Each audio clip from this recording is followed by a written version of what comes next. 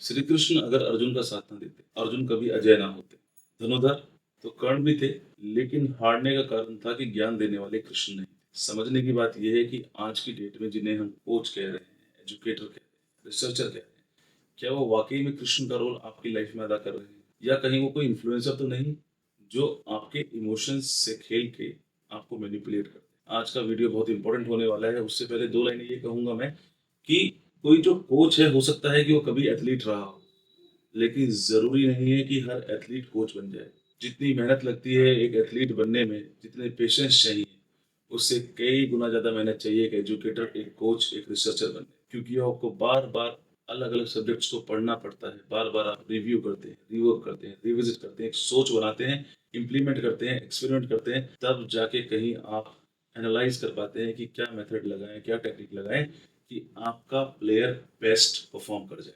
और अगर ऐसा था कि स्टेज जो करेगा वही कोच बनेगा, तो अगर हम बात करें वर्ल्ड के बेस्ट ऐसे रिसर्चर्स, ऐसे एजुकेशनिस्ट या कोचेस की जिन्होंने डाइट को मैनिपुलेट करके बॉडी बिल्डिंग करा दी, स्ट्रेंथ ट्रेनिंग और हाइपोट्रोफी का एक अलग ही कॉम्बिनेशन खड़ा कर दिया, या डायोरेटिक्स के ऊपर प्रोटोकॉल बनाने में सबसे ज्यादा कारगर काम किया, तो उन लोगों के नाम है स्कॉट, क्रिश्चियन या शेल्बी। और एक नाम जो हम सभी जानते हैं, हेनी रॉम्बार्ड, जिन्होंने ना जाने कितने ओलंपियन दे दिए, लेकिन उनका स्टेज प्रोफाइल गूगल पर भी अवेलेबल है नहीं। मैं मानता हूं कि प्रोडक्ट की सराहना होती है, लेकिन प्रोसेस अभिन्न अंग है एजुकेशन का। तो एजुकेशन को ना नकारा जा सकता है, ना ही नेग्लेक्ट किया जा सकता है। आज मैं वैभव त्यागी आप लोगों से बात करूंगा पीक वीक मैनिपुलेशन के बारे में, जो कंप्लीट रिस्पॉन्सिबिलिटी है आपके कोच की। और अगर कोच एजुकेटेड है तो डेफिनेटली वो आपका पीक वीक मैनिपुलेट करेगा, यानी कि आपके मैक्रो न्यूट्रिएंट्स, इलेक्ट्रोलाइट और वाटर को कर देगा प्रॉपरली मैनिपुलेट, ताकि आप अपनी मसल डेफिनेशन को, सिमेट्री को, कंडीशनिंग को बेहतर दिखा पाए। लेकिन अगर कोच एजुकेटेड नहीं है तो वो आपको ही मैनिपुलेट कर दे। जी हाँ, मैं बात कर रहा हूँ बॉडी बिल्डिंग की, जो कि एक कॉम्पिटेटिव एंडेवर है, जिसमें आप चाहते हैं कि आपकी मसल का साइज अच्छा दिखाई दे, आपकी सिमेट्री अच्छी हो और कंडीशनिंग इतनी बेहतर आए कि जब स्टेज पे हो तो रिजल्ट्स तय हो जाए। वो कंप्लीटली डिपेंड करेगा कि आपका कोच कितना एजुकेटेड है और कितना समझता है कि पीक वीक में आपके मैक्रोन्यूट्रिएंट्स, वाटर और इलेक्ट्रोलाइट्स को कैसे मैनिपुलेट करना है। तो चलिए बात करते हैं। सबसे पहले बात करेंगे कार्बोहाइड्रेट मैनिपुलेशन के बारे में। कार्बोहाइड्रेट की आवश्यकता क्यों है? क्योंकि उसकी जो सिंथेसाइज फॉर्म है, जो आपकी बॉडी में स्टोर होती है आपके मसल सेल्स में, उसको बोलते हैं ग्लाइकोजन। और ग्लाइकोजन आपके मसल सेल को फुलनेस देती है, साइज देती है। तो इसका मैनिपुलेट करना क्यों जरूरी है? क्या जरूरी है भी या नहीं? और अगर है तो क्या पहले डिप्लीट करेंगे कि लोड करेंगे? तो चलिए जानने की कोशिश करेंगे और साझा करेंगे आपके साथ कुछ रिसर्चर्स के रिव्यूज, जो उन्होंने बेसिकली एक्सपेरिमेंट करके, एनालाइज करके एक डेटा कलेक्ट किया और हमें वो इन्फॉर्मेशन दे दी, जिससे हम पता कर पाते हैं कि कार्बोहाइड्रेट को कैसे मैनिपुलेट किया जाए ताकि आप बेटर रिजल्ट्स ले सकें। तो समझने की कोशिश कीजिएगा कि कार्बोहाइड्रेट मैनिपुलेशन में पहले हम करते हैं डिप्लीट, यानी कुछ दिन के लिए आपके कार्ब्स को रोक देंगे ताकि ग्लूकोजन स्टोर लगभग खाली हो जाए।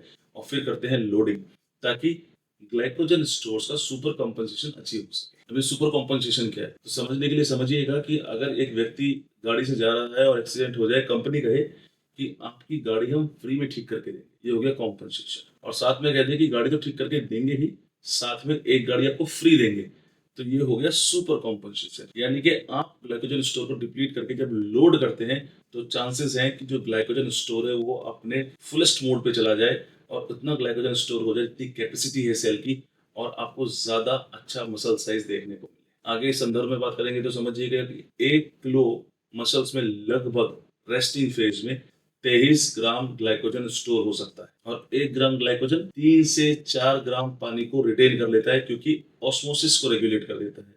ग्लाइकोजन जो स्टोर होता है मसल सेल्स में, वो ग्रेन्यूल्स की फॉर्म में होता है, दानों की फॉर्म में होता है, और ऑस्मोसिस के जरिए वो पानी को वापस सेल के अंदर खींचता है, जिससे सेल स्वेल करेगा, सेल का साइज बढ़ेगा, यानी कि ओवरऑल जो मसल की डेफिनेशन है वो एनहांस कर जाएगी, मसल साइज इंप्रूव कर जाएगा।